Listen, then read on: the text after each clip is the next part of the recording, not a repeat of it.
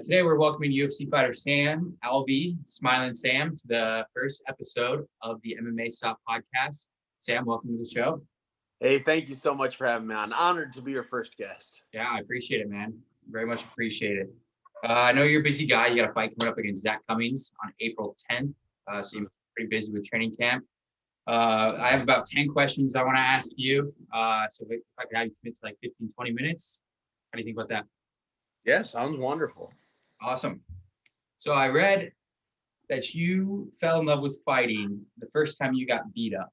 That's not a normal thing by any means to like get beat up and be like, oh, I like this. So walk me through what happened in the first fight and what kind of helped develop that mindset.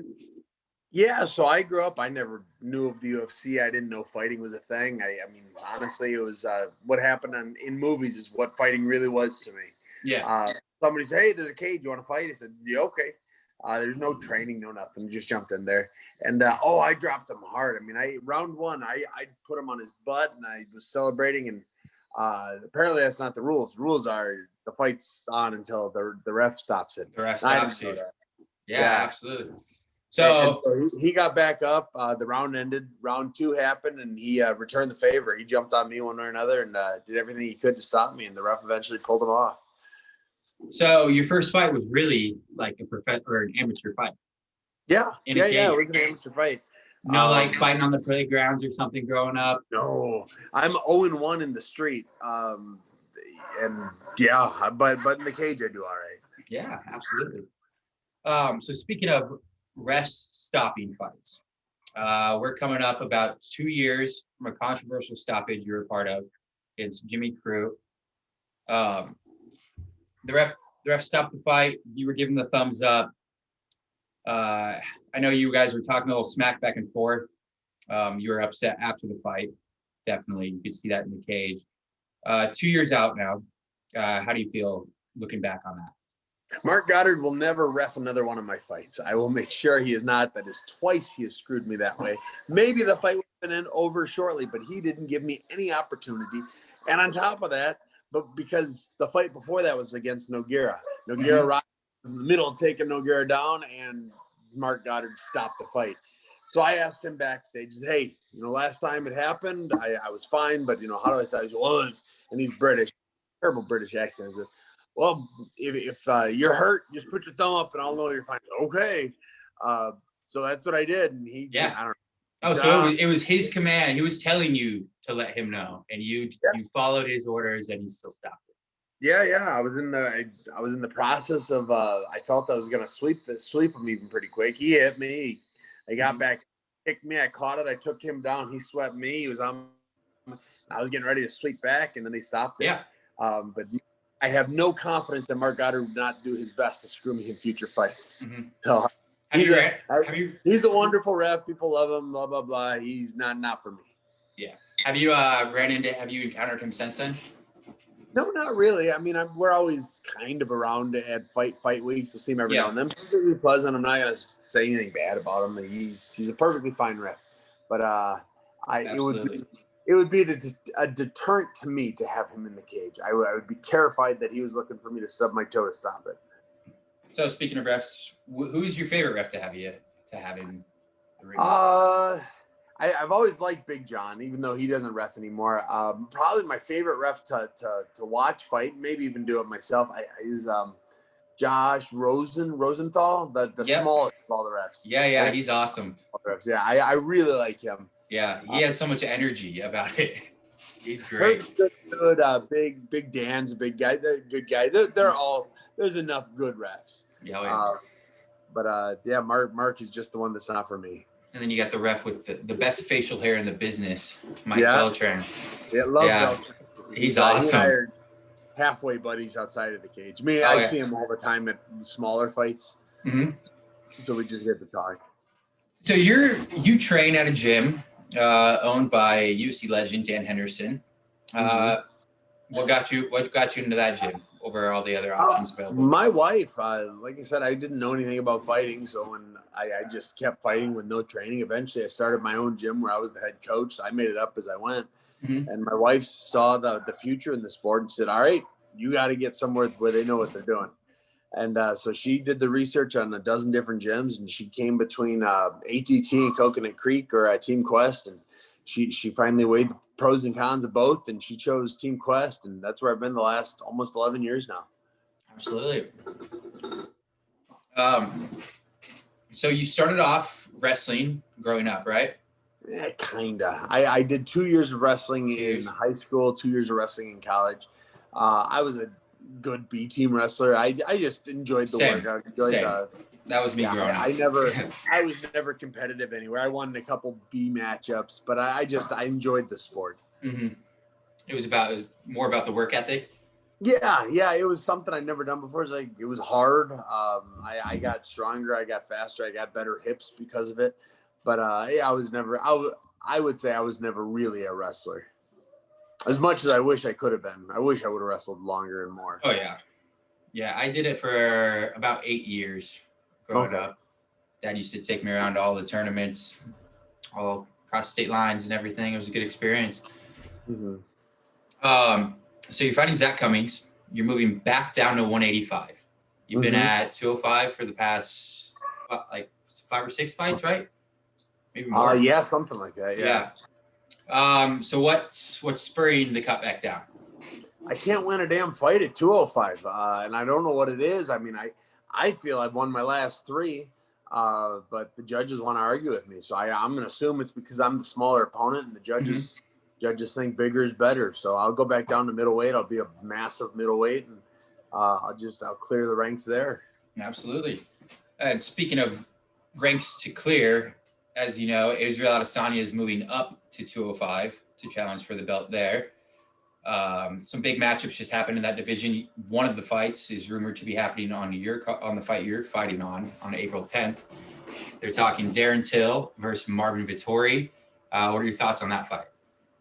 That's a fun fight. Marvin and I are halfway buddies. We've trained together a few times. Actually, when I heard about it, I texted him, "Hey, if you need any southpaw friends, you just let me know." Till I've met once or twice. He's a super nice guy. It's a really exciting fight. Absolutely. Yeah, that fight really has implications for who's gonna challenge for the title soon. Absolutely, yeah. I think it's really going to come down the winner of that fight, and I think the winner of Paulo Costa versus Robert Whittaker. Yeah. Which is a shame. Whittaker, if Whittaker beats Costa, he should. Whittaker is a savage animal. Yeah, I kind of think he should get a title shot now. I mean, he was former champion. His striking is beautiful and world class. What he did at Till was insane. Yeah. What he did to who did he just fight? He fought on my card. The guy who was heavyweight is now middleweight. They fought. I just tore him apart. I mean, that's 2 big wins coming off a title loss. I'm surprised he's not fighting for the title next. Yeah, he deserves it. He deserves it. Mm-hmm. So ideally, let's say you walk through your next opponent. Mm-hmm. Who's your dream call out? Who's the fight you want? I'm gonna play it by ear. I've been joking around since I've been on this slump. My next opponent, I want him to be the weakest, mentally disabled, injured person. And it didn't happen. I got Zach Cummings, who's coming out. Give me the guy with an ACL injury. I was hoping for someone who like limps into the ring. Yeah, absolutely. But I didn't get that, so I beat Zach Cummings. Give me another. I shouldn't say another because Zach's gonna be a killer. But give me an easy fight. I would love an easy fight at some point. Just get my finances back in order. Get my training back in order. Absolutely. Yeah. Start throwing me to the wolves again. Fights were against up and comers that were on 12-fight win streaks and knocking everyone out. And I came in and I beat this last guy, and I think I beat the guy before him too. I think you beat the guy too. I think you beat your last guy. Mm-hmm. Speaking of the last fight, that fight ended in a draw. You have some losses on your record as well. What affects you more as a fighter, a loss or the draw? Well, the loss. Had I lost my last fight, I mean, the UFC would have cut me. There's no arguing about it. So it didn't cut me. I got a new contract out of it. So I have to win this next one. But so a loss definitely affects me more. As far as mentally goes, that everyone says that judges are bad at their job, but good God, they're useless. I mean, they might as well all of them, every last damn one of them, and there's no sign of it getting better. I don't know. Joe Rogan had a great idea, and I love the idea. Just put 5, 6, 7, 8, 10 judges in there watching the fight. There's no reason it's got to be 3. Exactly. I agree. I agree with that. Yeah, and I think it would change judging. I mean, at this point, if the fight goes to the judges, you know they're going to get it wrong. Yeah. And it's just unfortunate. So the fear of God of a decision is in me definitely now with this draw over a fight that I felt I dominantly won. Mm-hmm. I thought you did too. The day I dominantly won. Even the round I lost, I outstruck him. Yeah. Yeah, so it was unfortunate that they're as incompetent as they are, but I hate the saying, but like, you can't let it go to the decision. No, you can't leave it up to the judges. That's what Dana always says, right? Yeah, and you're not supposed to, but the judges they're supposed to do their job too. Exactly. Yeah. It's a big business. Not every fight has to end in a knockout or submission. When it goes to the judges, they should be able to just know who is the actual winner of the fight. So I've seen you've been tweeting the last couple of days a little bit about dogecoin. So tell me about that. I was floating around on TikTok, and there's some guy was like, "Oh, we're sticking it to the man, yeah." And like some guy just wrote a comment on it, said, "Hey, Dogecoin's gonna go up to $1." And I don't know who the guy was or what the comment was referring to, but so I'm in. So I went and bought a couple $100 in Dogecoin, and man, I am up a ton of money right now. I did pretty well off AMC the past couple of days. Yeah, I can't buy it anymore. Yeah, I was trying to get in Nokia, so I went Dogecoin and Nokia, and the next morning, so I bought it at night when they were closed. The next morning, I got my Dogecoin, but they said Nokia, they're not gonna let me buy it. Oh yeah. I tried buying more AMC today, and they were turning me down. I said no. Yeah, well, I've got my money in Dogecoin, so that's if it goes up to $1, I'm gonna quit fighting. Yeah. Well, I saw the first I ever heard about it was through your tweets, and then immediately I pulled out my phone and was like, okay, what is this? How can I get in? So thank you for that. And make sure you sell before it comes back down, because I'm sure it's going to come back down. Oh, yeah. I'm going to ride it out for as long as I can. Absolutely. So last weekend we had UFC 257. Mm-hmm. Tons of wild stuff happened on that fight card. We had the debut of Michael Chandler coming in under the UFC. I'm such a fan of Dan Hooker's, and I wanted Michael Chandler to just get creamed. Man, arguably one of the best debut performances I've ever seen anyone do in the octagon. Yeah, he was very impressive. Now I picked Chandler to win because when in doubt, bet on the wrestler. Yeah, and he didn't need his wrestling. He just landed that body to his head. Man, it was pretty. But in my head, he should get the title shot next. I think it should be him versus Oliveira. And I've been arguing. Over Poirier? Over Poirier, yeah. Poirier just lost. Poirier just lost to the champion. So my thought, so I'm big on TikTok now. I love TikTok. I have so much fun on there. And my last couple posts have been about how I think Oliveira and Chandler should be the next the next title contender. And the reason is if Poirier and Gaethje, let's say they have a tournament, Poirier and Gaethje become the next title challengers. Whoever wins just lost to Khabib. Khabib and everybody said, well, they're not as good as Khabib. Yeah. Oliveira and Chandler are the only two in the top of that division who have not been defeated by Khabib. If they become champions, they could say, I would love to beat Khabib. But he knows he would lose to me. That's why he retired, or that's why he's not coming out of retirement. And you could argue that Chandler or Oliveira would have beaten Khabib. I personally don't think they would. Maybe Chandler, but I still would bet on Khabib over those two. But there's no proof that they wouldn't, unlike Poirier and Gaethje, who just got mauled by him. Yeah.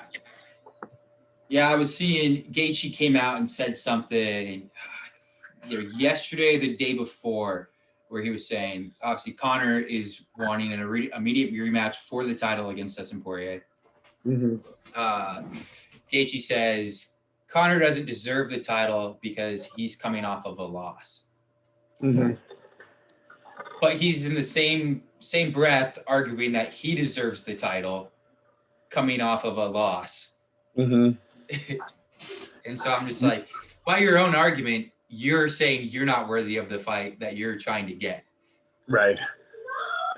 And it's kind of our job is to say, hey, we deserve it more. Oh, no, absolutely. I get where he's coming from. I understand it, but I don't know how hard he would argue about really deserving the title shot. Yeah. The only two I would love to see Poirier Oliveira versus Chandler. Poirier versus anyone gives Poirier a chance to. So if it's Poirier versus Oliveira, and Poirier wins, he just lost to Khabib 2 fights ago. Why? Who would respect him as the true champion? So it always brings me back to Oliveira and Chandler. So you're not buying into Poirier running around saying he's the uncrowned champion? No, he just got beat by the champion. Not like kind of beat. He got mauled by he got beat the same way everyone gets beat by him. Yeah. I think he stuffed one take more than most people do, but he still got taken down, mauled, chewed up, spit out by Khabib. He would have the belt, but nobody would think he's the greatest that's ever been. No, I agree. And I love Poirier. I think he is so much more fun to watch than Khabib is. I would like him as a champion. He's a blast. He's such a blast to watch. He's fantastic. Khabib, I like watching just to see how he beats or how easily he beats whoever he's going to fight. That's why I like watching Khabib. Poirier is a good fight no matter who it is. Yeah, I like watching Khabib because it's like, is he just going to ground and pound him, or what submission is he going to try to pull on this guy? Got the neck crank on Connor. It was crazy. He's trying to tear his head off. Oh my! I can't believe Connor tapped to that. I mean, it hurts, but you should lift the chin and get the choke. You're tapping to something. I wish you would have gotten choked as opposed to cranked. Cranks hurt the pride when you tap to him. So, no interest in the rubber match between Poirier and McGregor? Yeah.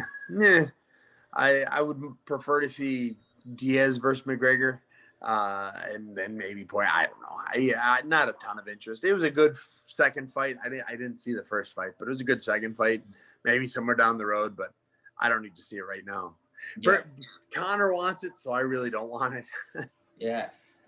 But if Connor wants it, Dana might Connor want gets it. what Connor wants. Yeah. I think that fight happens this year. You think so? Yeah, I think so. Maybe.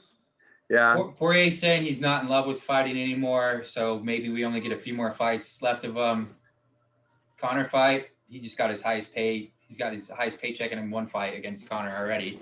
He might want the second one. Confidence is high. You just beat the guy. Yeah.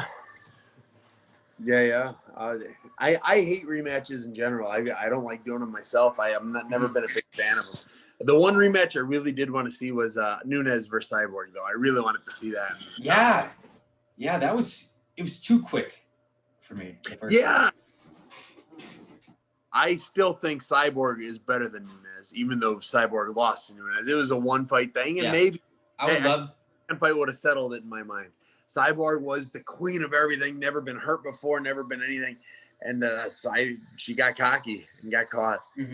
I would love to see as many minutes in the octagon between those two as the UFC would ever allow us to watch. Yeah. I would buy you could put them on 3 pay-per-views a year, and I'm buying every single one. Yes. Because I know there was going to be violence.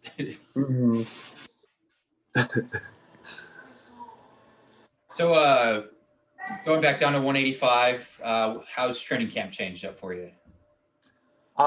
Training camp's about the same. I train year round, whether I have a fight or not. The only big thing is the diet. Like I said, my kids get mac and cheese and hot dogs, and I get spinach and salmon. What is so when you, let's say you cut all the weight down, you make weight after the fight, first meal you get, what is it? KFC is usually way high on the list. It's usually right up there. My wife, she makes a good deep dish pizza, so that's usually. But on a cereal, I will eat every cereal box you put in front of me, and it's like by the box, not by the bowl. You drink it all, Sam? Nope. I'm completely sober and Completely sober. my life. Yeah, I'm sure I will drink again. I'm not morally against it. I always have to work out tomorrow. Yeah. So when I smoke, I smoke cigars after my wins too. Oh, nice. Smoke them after my losses too. But yeah, when I smoke a cigar, or if I drink anything, it hurts my practice tomorrow. Absolutely. So I really just don't do it. So when you do start again, what's the first thing you're gonna do? Oh, you got me. You got me. I've never liked the taste of liquor, so it's never been much of a sacrifice not to drink. I am moving to Tennessee though, so it'll probably be one of them Tennessee whiskeys. Yep. Well, just stay away from the proper 12. It's pretty shit. Oh, is it? I've heard. I've heard it's not great. It's not that great. Smoothest whiskey in the world, my ass. Well, I think we're at the 22-minute mark now. Okay. Yeah. Thank you for your time, Sam. Thanks for coming on the podcast. Yeah. First guest. If anyone wants to talk to me, hit me up social media. I love talking back. Instagram, Twitter. Absolutely. TikTok particularly. I'm at Smiling Sam on all of them. And I love talking to you guys. Absolutely. So before you leave, your fight April 10th, give us a quick prediction. How's it going to go? I'm going to submit him in the third. Submit him in the third? Mm-hmm. All right. So guys at home, tune in April 10th. You're going to see Smiling Sam Alvey submit his opponent in the third round. Yeah, sir. All right. No, thank you, Sam, for your time. I really appreciate it. You're very welcome. Thank you very much for having me on, sir. Yeah, absolutely. All right. Take care now. All right, you too.